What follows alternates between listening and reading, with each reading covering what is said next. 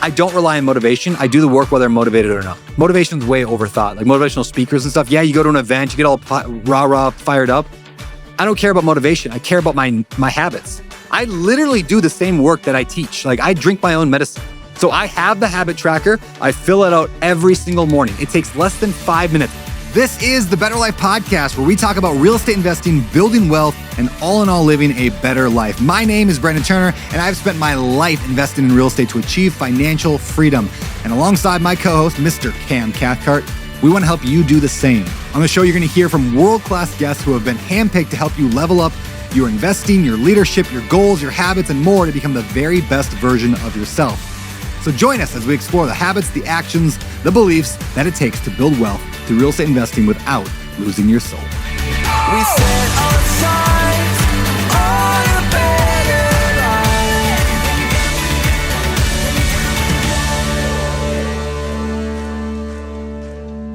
Hey everyone, it's Brandon Turner. So today's episode of this podcast is a little different. I was recently doing a goal-setting retreat for the Better Life Tribe. It was a digital retreat. Maybe you were there, maybe not.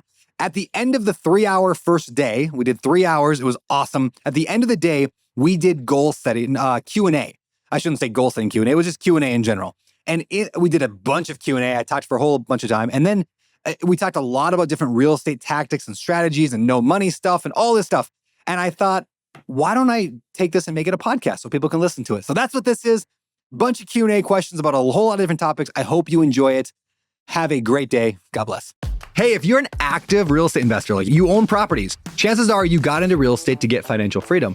But look, almost every active investor I talk to, they lack a plan on exactly how they're going to get to that financial freedom, right? They consume education, maybe podcasts, and then they don't take action. They blame it on not having money or maybe high interest rates or there's no deals, but they don't ever get closer to that financial freedom. It just seems like this elusive number keeps going farther and farther away. Now, if that sounds like you're not alone. That's exactly why I started the Better Life Tribe. It gives active real estate investors an operating system to help them reverse engineer their way to financial freedom. And they get a dedicated one-on-one results coach to ensure they take actions on the right things to drive growth in their portfolios. Now listen, this isn't some real estate coach who's going to teach you how to buy a duplex and hold your hand. Like, you know how to do that. And if you need more education, we got over 100 hours of content plus a community to help you. But you get a dedicated coach that's going to help you get clarity on where you're going, help you create an actionable plan to get there, and then most importantly, hold you accountable on a weekly basis to actually taking action on the right things so you can track your journey to financial freedom. You know, as I always say, success is not a surprise. It's a system. And the Better Life Tribe is going to help you create that system in your life to ensure success. Now, if you're interested in learning more, just go to abetterlife.com/coach. Again, abetterlife.com/coach. First one, Connor O'Brien. Reflecting on Open Door Capital, do you wish you had scaled faster or slower? Any thoughts on how to find your ideal rate of which to scale? You know, Connor, that's such a great question. And I would put it this way. I don't like to second guess decisions based on information we didn't have at the time. Let me explain what that means. Like, had I known the real estate market was going to take interest rates and jack them up double or triple in some cases, and had I known that taxes and insurance were going to double over the last year, I would have grown slower. That said, we didn't have that information. We don't have a crystal ball. So based on the information I had at the time, I actually feel like we scaled appropriately. Now, I would argue that I should have known that it was going to take more work to turn around some of these properties than it actually took. And so, like, where we are projecting some of our deals to cash flow from year one, in reality, it might be year 2 or 3 to get them cash flowing. I wish for that reason that maybe we would have bought fewer so we could have focused on faster turnarounds on the properties. I mean, we bought $1 billion of real estate in 4 years or 5 years. It's a lot of and almost everything's a burr. So that's how I would work on it. A lot of questions about Tribe Talk. So Tribe Talk is this incredible thing we do once a month at the Better Life Tribe, in the Better Life Tribe, where people just virtually, it's like speed dating. It's literally speed dating, but for real estate investor networking. So you have 5 minutes to meet with somebody, you talk to each other, and then you go on to another person. It's really cool. Caleb here runs it. The next one is January 10th at 7 p.m. Eastern time. It was originally supposed to be today, but we kicked it a week down the road. So it is next week. Yeah. So if you have more questions, you can always email Caleb at abetterlife.com. Caleb at abetterlife.com. Let's see. Greg said, hey, so we focused on the top 3 goals. I love this question. We focused on the 3 goals, but I have aspirations in every area of my life. Would it be wise to set goals in every area, or is there a risk of becoming overwhelmed and then giving up on everything? That's exactly the risk, is there's too many. It's hard to apply pressure in everything. So actually the word you used, Greg, is the word that I use, aspirations. I have my 3 goals. I've got my habits and actions. And then I have a list of what I call aspirations. I just keep the list handy so I can look at it whenever I want. I recognize it does not take the place of my goals. My goals are number 1. That's the most important thing, but it's there. And if I need it, if I want to not forget about it, I can look at my aspirations. That's how I look at it. I just don't recommend having 10 goals. It's just too darn many. You can't focus on that many things. So if you can put some of those into your habits, which tomorrow we'll talk about that. Like, for example, my 3 categories I ended up shifting a little bit. I did career and business, health and fitness, and spirituality. Now, I desperately want to improve my marriage. I always want to improve my marriage. So rather than a goal for marriage, I'm simply going to make sure one of my habits, which we have room in the habit tracker for 1, 2, 3, 4, 5, 6, 7, 8, 9, 10, 11, 12 habits, 12 habits or actions or constraints. I'm just going to make sure one of my habits or more is going to go towards my wife and my marriage. I'm going to make sure one of my habits goes towards my children. One of my habits are going to go towards my growth and learning, because they all matter. Goals are the 3 that I'm going to apply extra focus on. Habits are what actually give me the results I want in life. Does that make sense? Hope so. Let's see. Corey said, how do you tackle goals that don't have recurring habits, but rather next steps that are constantly shifting? Corey, that's a great question. What I like to do, for example, I don't have necessarily a habit. Well, okay, that's bad. Give me an example, Corey. I mean, I was going to say book writing, but there's a habit with book writing. Maybe habit is the wrong word. It could just be time worked on it. For example, buying a rental property. I want to buy a rental property. There are some habits, but there's also actions that change every single week. So what I would do is say I worked 30 minutes per week on my real estate, or that's too little, but I worked 2 hours per week on my real estate. Now it's a habit. It encompasses everything that changes each week, but there's a time there. You could also say you could put milestones, right? Could you list out 10 milestones to accomplish whatever it is goal you have? And then you say every week I want to accomplish 1 milestone. That's possible too. So anyway, hope that helps there. Ashwin, what do you recommend for passive investors to scale, those who are not able to get out of their 9-to-5 job yet? Great question. So this would be an easy sales pitch for Open Door Capital, but I won't take the softball pitch there for Open Door Capital. But I will say in general, you could lend private money to really established real estate investors and get a decent return on it. B, you could jump into a syndication, not just Open Door Capital. There's a lot of good ones out there. C, you could, tentatively, even if you have a full-time job, you could start buying rentals very, very on the side. Like, consider, for example, maybe you wouldn't go run an Airbnb next door because that's a lot of work. But could you buy a simple duplex somewhere in your town this year while you're working in fact, when you have a full-time job, it's easier to get loans anyway. Buy a simple duplex, rent it out to midterm rental traveling nurses, and then be making $500 a month in cash flow going forward, and give it to a property manager to handle. Totally doable. It's not 100% passive, but it's passive-ish, right? So I might consider one of those things. And yes, if you want to look into Open Door Capital, we've got a really cool fund that we're raising for this year that provides really good cash flow, hopefully. We can't promise anything, but projections are ridiculously good, and it's coming shortly. So anyway, let's see. Yeah, Jerry Williams. I bought a lot of single-family residences while working 9-to-5 job. Very cool.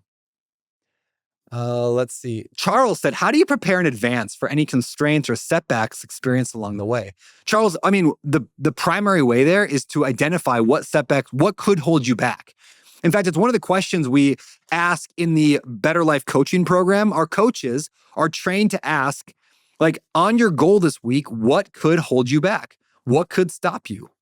And those questions can make a big impact. Just identifying the road. There's been studies done on this. This is where I got this from.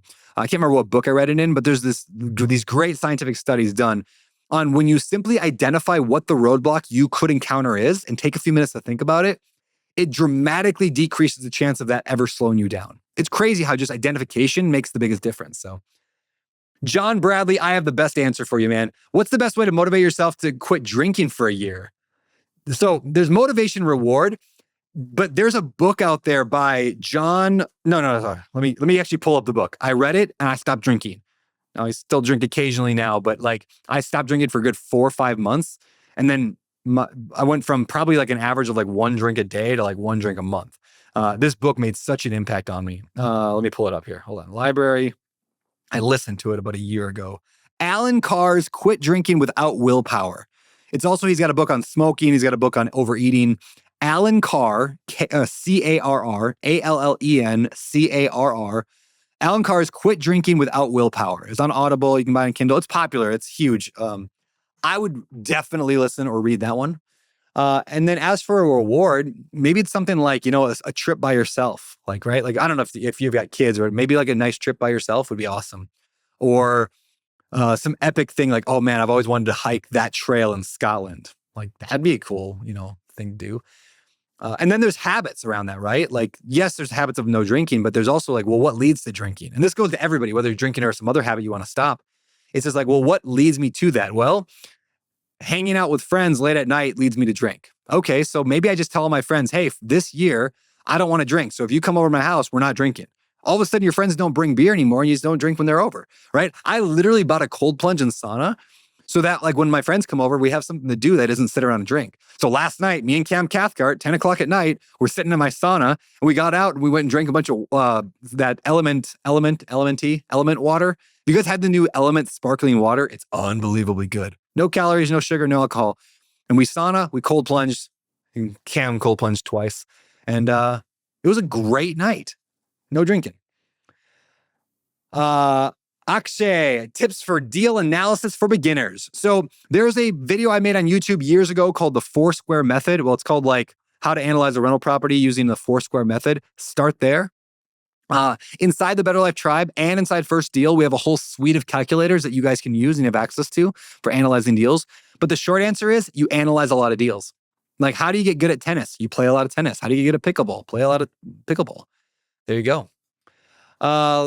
What's the minimum to invest in open door capital? It's typically $100,000. We occasionally do go less for some people based on circumstances, but yeah. And once you're an accredited, but you have to be an accredited investor. So yeah, that's a great goal for the year is become an accredited investor. Let's see. Can you share more about, you know what? Can you share more about the Maui Mastermind? So it's officially actually called the Maui Master Class now because apparently Maui Mastermind, somebody else owns that trademark. So Maui Master Class, we do it once a year out here in Maui. We bring out a bunch of real estate investors. We have fun. We network. We are actually doing it in Tahoe this year. So if you go to MauiMasterClass.com in March, if you want to come hang out with me in Tahoe, it's going to be amazing. So anyway, that's in March, MauiMasterClass.com. You can learn about it. Let's see. Any tips on raising money? Himanshu. Yeah, let me tell you some tips on raising money.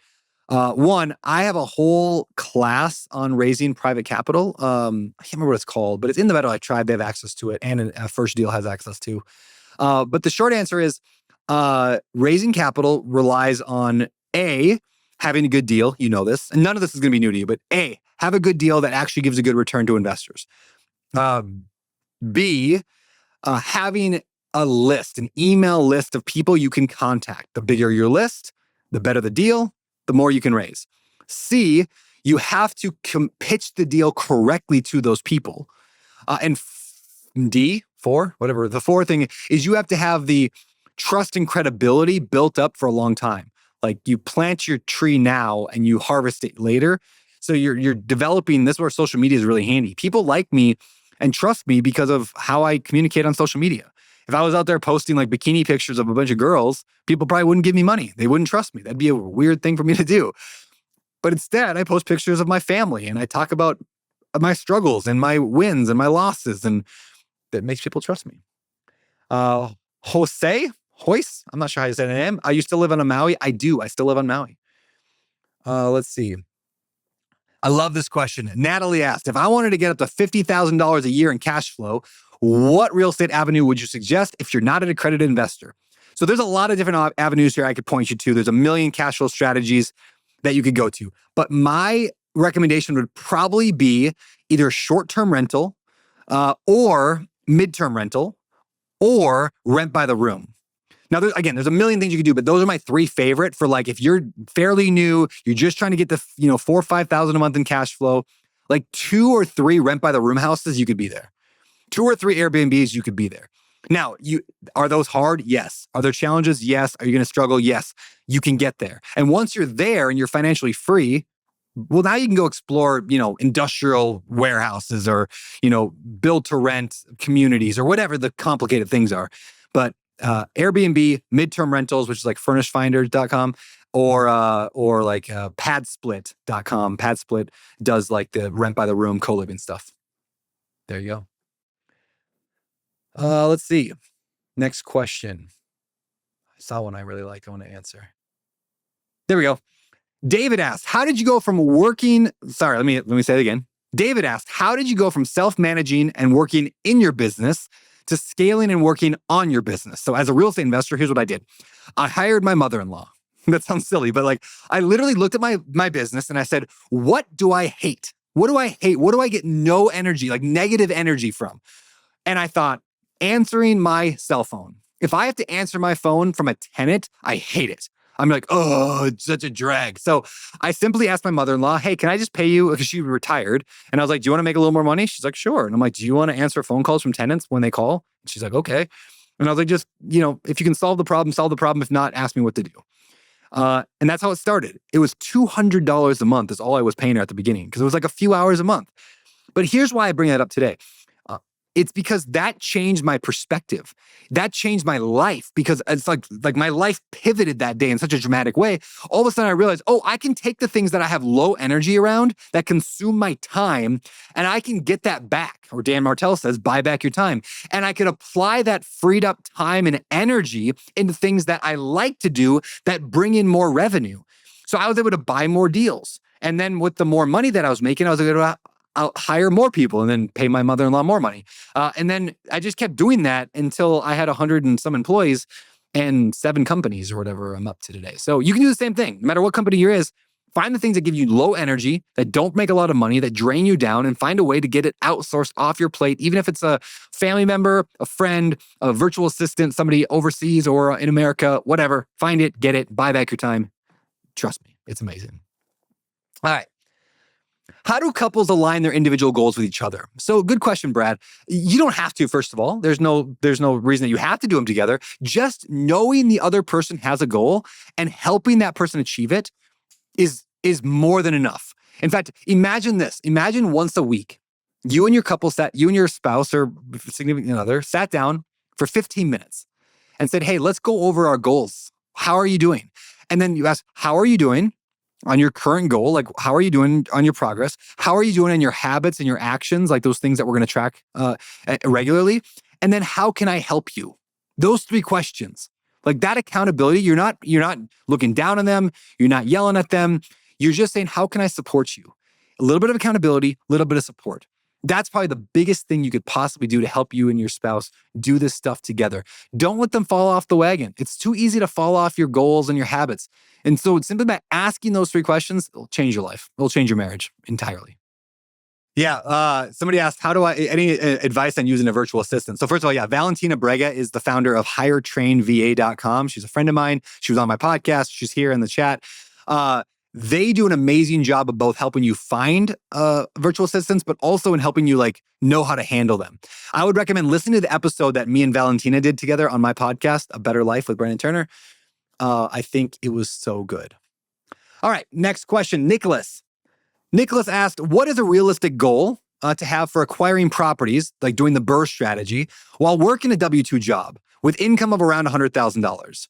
That's a great question. So first of all, it really depends on the consistency, the persistence, and the intensity of your actions, right? And we all know that, but the consistency, the persistence, and the intensity. So are you doing the work? Like, for example, how long does it take to read a book? I don't know, 5 hours. But do we ever read a book in 5 hours? No, we read it in 5 weeks because we read an hour a week. But if you read, so consistency is like the frequency in which you do it. I'm going to read every single day. Now you're going to finish the book in a week. I'm going to read faster. That's intensity. Now I can read it in once a week, and I'm going to read faster, twice as fast. Well, now I'm going to read the book in like 2 or 3 days. And then persistence is I'm not going to stop. I'm going to read fast. I'm going to read every day, but I'm going to read nonstop until I finish, right? Like I'm not going to give up. The same principles apply to like setting goals for your future. So based on that, you're making $100K a year. You want to burr some properties and you want to, what would be a realistic goal? I mean, I wouldn't assume you could burr 20 properties your first year. That would be outside the realm of probably doable if you're working a full-time job. Could you do one in a given year, 12-month period? For sure. Okay, so now we know the bounds. 20 too much, probably. One, probably too little. And again, somebody's watching this going like, well, I could do 50. Okay, fine. Again, there's extremes. But in reality, I would say 20 is way too high. One's probably easy or doable. So where do you feel comfortable in there? 2, 3 a year? I mean, it takes a while to manage a rehab and there's a lot of skills. So if I were you, I'd probably say if you got 2 burrs done, your first 2 deals ever, and they were burrs and you did 2 in a given year, I would say that's a pretty good year. If you did 5, I would be really impressed. So that's how I'd look at it. But again, intensity, consistency, persistence will dictate your future. Let's see. How do you stay motivated? How do I stay motivated?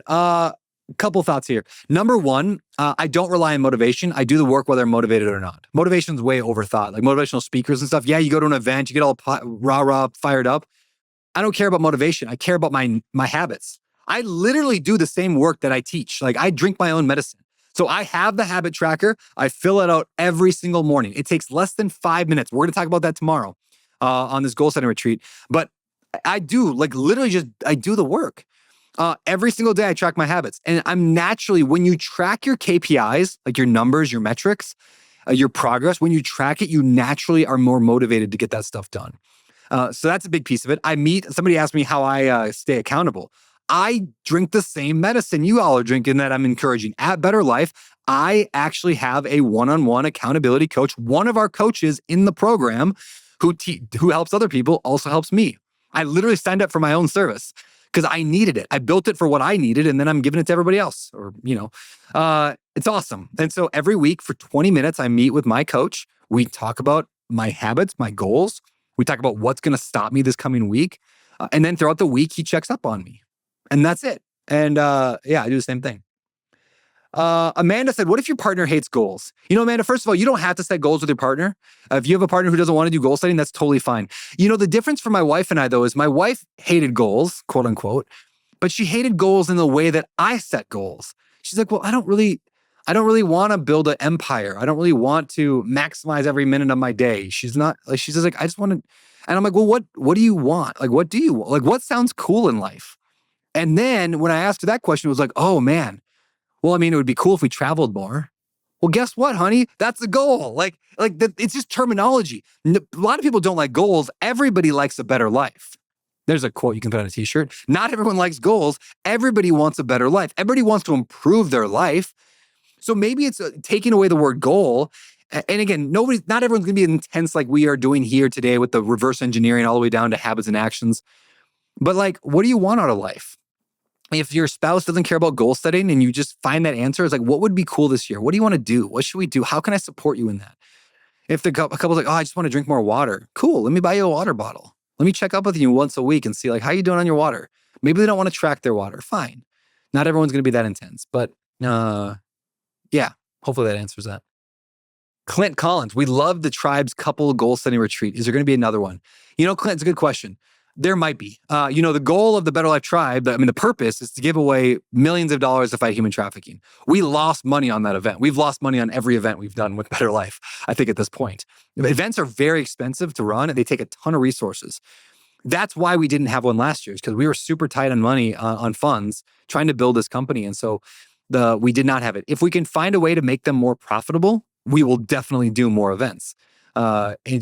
And by profitable, I just mean give money. We don't want to lose money on these things. And so anyway, that's why. So yes, 100%. I got a ton of value. My wife and I, our marriage shifted so much better because of the marriage retreat we did. So I do hope to have one, even if it's a digital one. If we can't seem to pull off a real person one this year, we'll do a digital one.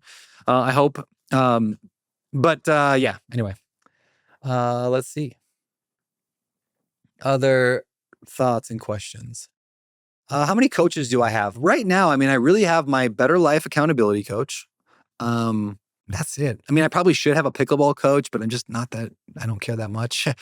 Probably should have a gym coach, a workout coach, but I just don't, like, I'm doing okay on it. I like to apply coaches where I need incredible amounts of pressure. And the BetterLife coaching program, I'm not just trying to sell BetterLife here, but the BetterLife coaching program really is like the one ring that rules them all. If I just do that stuff, if I get my habits, my actions, all that right, everything else kind of takes care of itself. Like, I go to the gym, I get that done. So yeah. Joseph said, what are you reading this year to start off the year? What book helped you the most in 2024? So let me start with the second question. The book that helped me the most in 2024 was probably Unreasonable Hospitality. Can't remember the author's name, but Unreasonable Hospitality. It's a popular book. It was phenomenal. Absolutely love that book. So it really helped me think about customer service and how we treat people and how we run our businesses like a machine in a good way. I loved it. What am I reading right now? I'm reading a book called, what's it called? It's by the guy, Oliver Burkeman, who wrote 4,000 Weeks. It's called like something for people who hate positive thinking. What's it called? Whatever. You can look it up. Oliver Burkeman. I think it's called, is it Success for People Who Hate Positive Thinking? I don't know. See if somebody can look that up on Amazon real quick and tell me what that is. Oh yeah, it's called Antidote something for people who hate positive thinking. And I really like it. It's actually kind of anti-goal setting.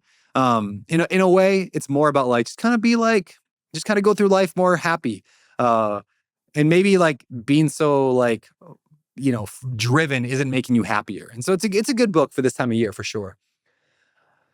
There's that Unreasonable Hospitality. Yeah. The Remarkable Power of Giving People More Than They Expect. Hardcover, October 25th, 2022. Will Guidara. Let's see. Christian said, what are your feelings towards having the same quarterly goals? Christian, what do you mean by that? You mean the 3 goals for the quarter have to be the same as your 3 annual goals? Or are you meaning all 3 goals are the exact same thing? Which I don't know what that means. Let me know what you mean by that. Give me some more.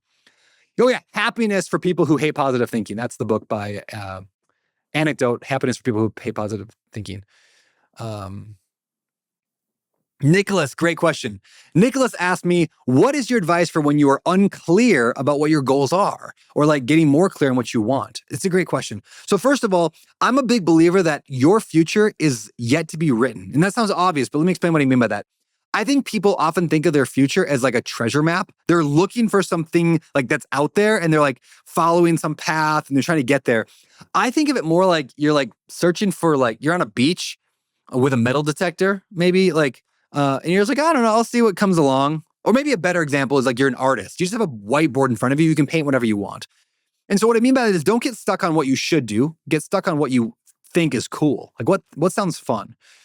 And if you're like, well, I don't know if I should do, single family houses or if I should open up an Amazon business. Okay. At some level, it doesn't matter. What is more important is what gives you energy and what's going to fire you up and what's going to help you kind of stick with it. And then at the end of the day, they all work. Everything works. And if something doesn't work out for you, you don't like it, you can always change. Like you don't have to stick with anything long term. So like you can jump around. Like think about it like, rather than thinking as like a journey, think of it like lily pads. You're just jumping from one lily pad to another. You're a frog, just jumping around. And now don't get shiny object and jump around when you don't need to, but you can try something for a year or two. And if it doesn't work out, jump to something else. And I'll end this kind of rant with one thought is it is more important that you decide than what you decide. In most cases, it's more important that you decide. For example, it's like, well, what diet should I go on? Should I do keto or carnivore or vegan? I don't know. And I see social media videos that all counter each other. It doesn't really matter, right? They all work. Like they all literally have science and evidence that backs up they work. But you know what doesn't work? Not dieting, right? Like you don't change anything if you don't pick one of them. But you can always pick a diet and then try it. And you're like, I don't really like that one. I'm going to switch to another one. I was vegan for like 6 months. I didn't like it. I actually ate really good food during that time. I learned how to cook really good vegan food. I didn't like the way that my body looked after it. I didn't like the way I felt. So I switched. Now I eat mostly animal-based. And I really like that. And I find that when I have less carbs and less dairy, I have more energy. Interesting. So now I'm going to stick with that. But you can't correct course if you're not on a course. You can't change your course if you don't have a course. So at some level, you just pick something and go with it. And view life as an adventure that you get to discover your lily pad along the way and have fun with it. So hope that helps. Let's see. Jonathan said, how do you handle having a coach that's not compatible with your style? Great question, Jonathan. So I've had a lot of coaches over the years. At some level, you can jump to different coaches, right? Obviously, you can jump to different coaches. What I'm a bigger believer in, and this is what we built, and I'm not trying to just sell Better Life coaching here, but this is why I built Better Life coaching to not be coach dependent. Like, notice I didn't talk about my coaches today, who they are. You don't know who they are. They're not famous. They're not well known. They're not even real estate investors. And that is on most of them. That's on purpose. I don't want a bunch of real estate investors who are super ambitious for their own real estate goals to be coaching people necessarily, because it's not about real estate coaching. I don't want them to give you advice on real estate. What I say is I don't make it coach dependent. I make it system dependent. I made Better Life coaching system dependent. You can literally take one coach out and then put one back in again, a different one, and it shouldn't change the feeling because it's a system that they're running. Now, there are value to other coaches. In fact, I think everyone should have a good performance coach at some point in their life, a high performance coach that's not goals and accountability, but more like therapy and pushing you to think bigger and better. I think that's really valuable. And I can recommend coaches to you like that as well. And those are the ones that are going to be more personality driven. But me, I just want a system, not a personality, if that makes sense. All right, let's see. All right, Christian, I'm going to try to find your answer to there. I think I saw it there. Let's see. Example would be, my first goal is to wholesale 24 deals and own 10 units. Metrics reached out to 15,000 owners, contact 4,100 more, reached out to 30,000 owners and 100.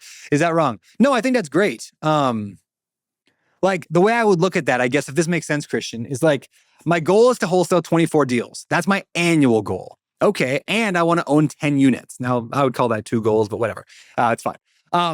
So then I would say, for a habit, when you get to the habit tracker tomorrow, and this might make more sense tomorrow, I would say, okay, did I reach out to, now not 15,000 distressed owners in the year, but I divide that by a weekly and say, okay, did I reach out to 200 distressed owners this week? Did I contact 10 mobile or manufactured housing owners, multifamily owners this week? I would break those goals into habits, probably is how I would do it. Or, you could say, hey, if my goal for the year is 24 wholesale deals, well, in quarter 1, I'm going to do 5. And in quarter 2, I'm going to do 10, whatever the thing is. Does that help? Or give me more clarification if you don't think that helps.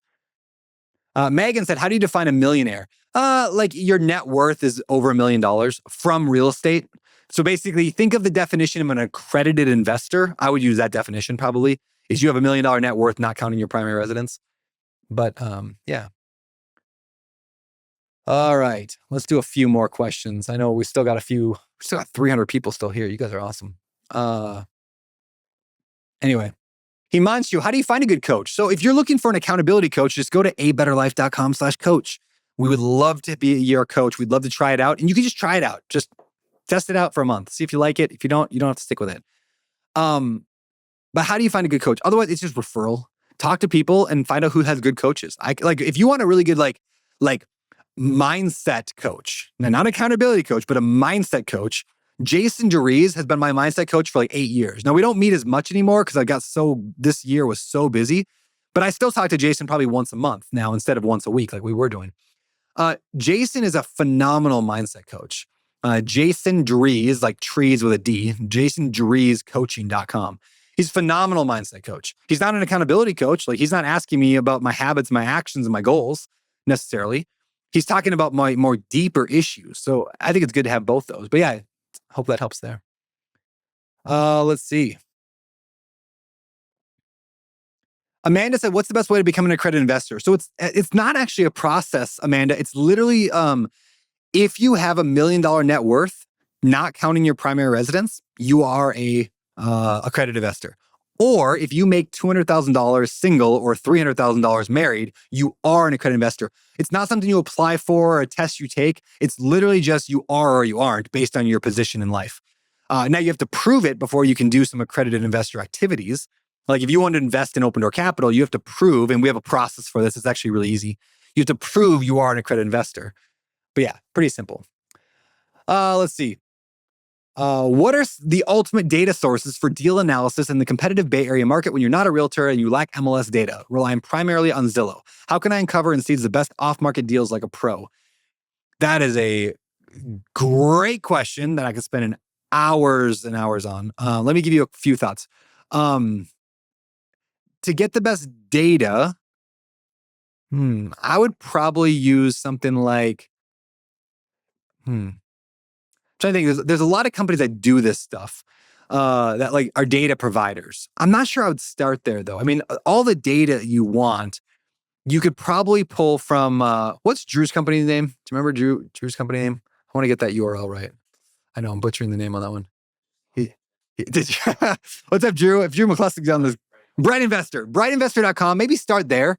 I like brightinvestor.com a lot. They're a younger company, newer company, but they're cheaper than a lot of the competition.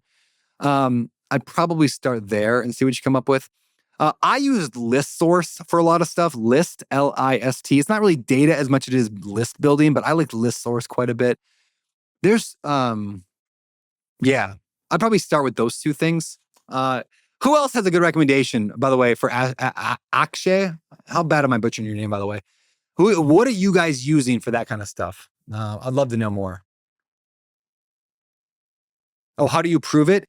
There's a program we use. It's like you have to like show your like tax return maybe, or your get a letter from a CPA. That's how you prove you're a credit investor.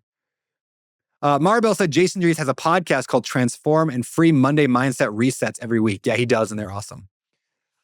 All right. Tim said, here's my challenge. I lost $8 million to a criminal con artist in a major real estate deal in LA. Dude, I'm so sorry to hear that. I have no money, no job, but good credit. Okay. How can I build a quick cash flow property, rebuild my life at the age of 69? So Tim, great question. And sorry to hear about that. That sucks, man. Con artist. Ugh. All right. First of all, know that it's not too late. 69, you're fine. You're going to live to 120. It's fine. You got plenty of time. People do it all the time in 2, 3, 4 years. You can do it in probably less because you got more experience and wisdom than most people. I would it's going to be harder without a job. Maybe you're living off retirement money right now, and so you don't need the job. That's even better then. Hopefully you have some sort of income from that. What I would recommend is this. You're going to need to if you don't have the cash, you're going to need the skills. So for example, I'm buying it let me do it. You're going to need a high cash flow. If you want more cash flow, you're going to need high cash flow strategies. That's what I'm teaching in the BetterLife Tribe here in a few weeks on cash flow strategies. You're going to need a high cash flow strategy. I would probably pick either Airbnb, rent by the room, midterm rentals, something like that. You're going to need to become the best person at that in the world. Literally become so ingrained in it. Pick one thing, become world class at it. You can become world class without actually buying a property, at least on everything other than the management. So for example, let's just say you picked pad split, rent by the room with pad split. Okay, so you become really good at it. And a typical pad split should be able to get you net profit, $1,000 a month in cash flow. Okay, so how many of those would you need to feel comfortable with your cash flow? Let's just call it 10 grand a month. You want 10 grand a month in cash flow. Okay, you need 10 houses, but you don't have any money. How would you do it then? I would find, first of all, become world class. Go find 20 houses instead. Over the course of a couple of years, find 20 of those houses, but bring in a partner that brings the down payment and you run the deal. Like you're in charge. You find them, you manage the rehab, you manage the tenant stuff. You're not actually manage tenants. You hire pad split or another property manager to run the tenants, and you split the profit. Now, instead of making 1,000 per house, you're making 500 per house, but you bought 20 of them. Now you're at 10 grand and no money out of pocket whatsoever. It's called an equity partnership, and that's what I would do if I was in your shoes or anybody else who has time but not a lot of cash. Deal Machine is awesome. I love that one. Let's see. PropStream, I like that one. Batch leads, they're good. Man, there's so many good questions. Let's see. Jonathan, I love this. I have 4 houses, but I still drive an '03 Honda Accord with 320,000 miles. How do you stay humble and not fall for shiny objects while you're still a small fish in the game? Oh man, I'm probably the worst. Well, I'm the worst person today to answer that. I've got Teslas and houses and all that. That said, I drove an old Camry for years while I built up my portfolio. I just kept telling myself, like, if I live, it's like the Dave Ramsey motto: if you live like no one else today, you can live like no one else tomorrow. It's like I just kept saying, like, I'm eating. Another phrase I used is I'm eating my cereal first and my marshmallows later. Like when I pour a bowl of Lucky Charms cereal, I eat the cereal first. I don't eat the Lucky Charms. Now, I don't eat Lucky Charms very much anymore. But if I did, I'd eat the bowl. I'd eat all the cereal, like the dry, gross stuff first, and I would leave the marshmallows. And then I'd pour another bowl of cereal on top of that and eat all of that cereal, and I'd leave the marshmallows. Because I want my marshmallows to just be a massive pile of deliciousness. And then I would just enjoy the marshmallows. So I always use that metaphor as like, I've always done that. Like I always eat my cereal and I do the hard work. And that way, and I remember I'm going to get the greatest marshmallows later, and they're pretty awesome later. So, all right. Keith said, I thought I was the only weirdo that ate Lucky Charms like that. Oh, that's funny. Cool. Would you ever partner with your tribe members? I'd be open to it, Christian, probably.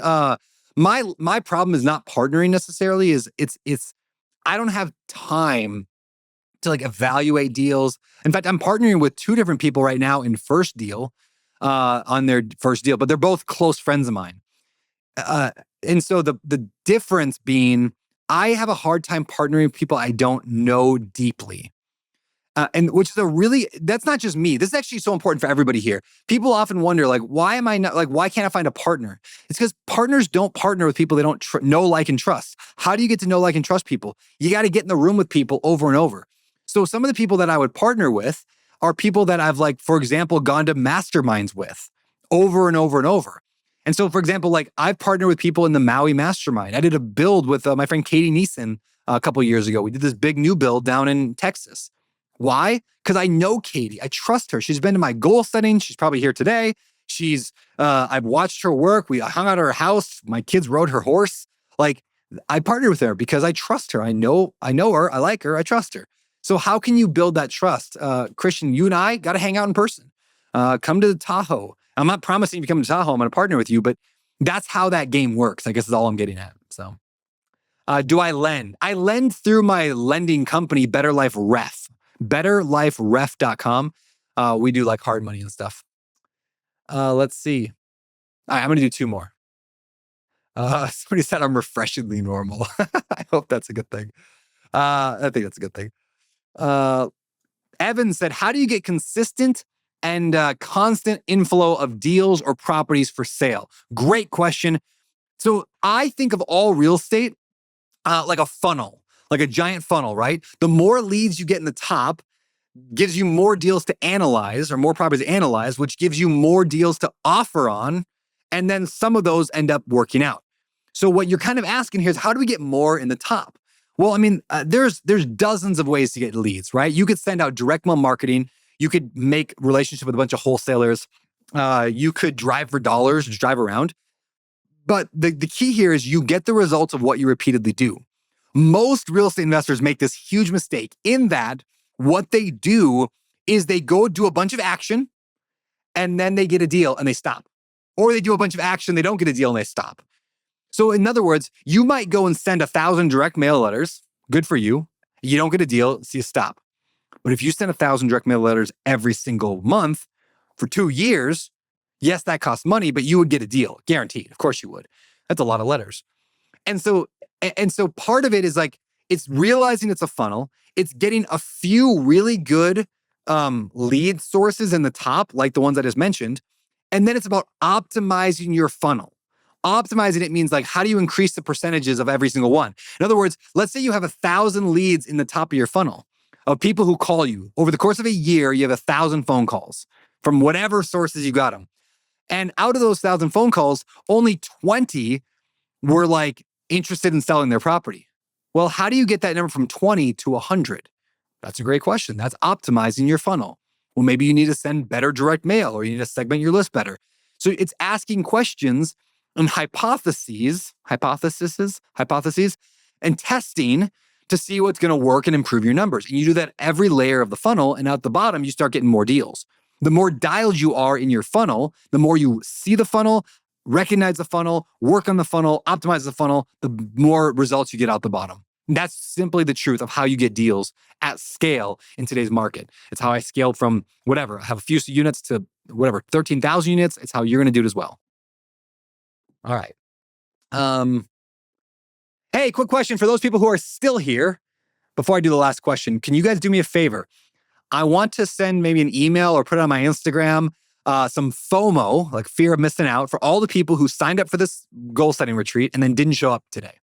I want to send it out to them and make them feel bad, and maybe they'll show up tomorrow. If you thought today was helpful, can you give me a nice paragraph in the webinar chat area?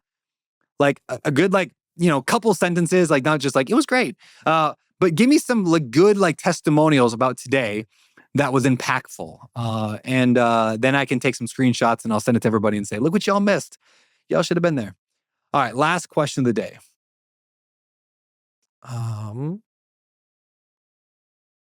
Let's see. This is a great question. I'm going to do this one because this applies to a lot of people who want to scale their business, whether it's real estate or otherwise, but real estate specifically. Who were your first 3 employees ever? So I mentioned the first one earlier, but I'll say it again now. My mother-in-law, I brought on for $200 a month to just answer phone calls when a tenant would call. And this is when I had 12 tenants. So they didn't call very much. So I just paid her $200 a month. I said, when they call, figure it out. Call me if you have a question or text me. I just didn't want to answer the phone anymore. The second one I hired was a resident manager. Now, technically, this wasn't a W-2. I just gave him free rent. And neither was, I guess, my mother-in-law wasn't a W-2. But I gave free rent to them in exchange for them managing my property so I could not have to manage stuff anymore at a small apartment I owned. And then the third probably employee I think I hired was a virtual assistant. A virtual assistant was somebody who could help me manage, I guess, my day-to-day tasks, email, calendar, scheduling appointments, whatever. And that was such a game changer because a lot of those tasks that are just annoying, I got my Carr tabs, I got to renew them. Here, take care of this. That would take me an hour to figure out how to renew my tabs. I can make them do that for an hour. And my first virtual assistant was in the Philippines at $4 an hour. And so it wasn't a lot of money. So they could spend I could spend $4 on them figuring it out. And I could take my hour and go work on finding deals, which is thousands of dollars an hour. And that, my friends, is the show. Thank you for tuning in. And hey, before you go, if you enjoyed this episode or if you just enjoy the show in general, please consider leaving us a rating and review wherever you listen to podcasts. We really do value your feedback and we read the comments. We make future decisions about topics and guests and everything else. Plus, it helps us reach more people, and the more reviews we get, the more people hear it and watch the show and share it, and it's awesome. Last but not least, please head over to social media. Consider befriending me, following me, subscribing to all that stuff at BetterLife and my personal page at Beardy Brandon, especially over on Instagram, YouTube, and really everywhere else. So thank you again for listening. I'm honored that you would bring me along on your journey toward building wealth through real estate investing without losing your soul. Now, this show is about living a better life, but if you want my opinion on what it takes to live the best life ever, just go to abetterlife.com/best life to hear some of my views on life and spirituality. I think you'll like it. abetterlife.com/best life. With that said, thanks for listening to the show. We'll see you next week.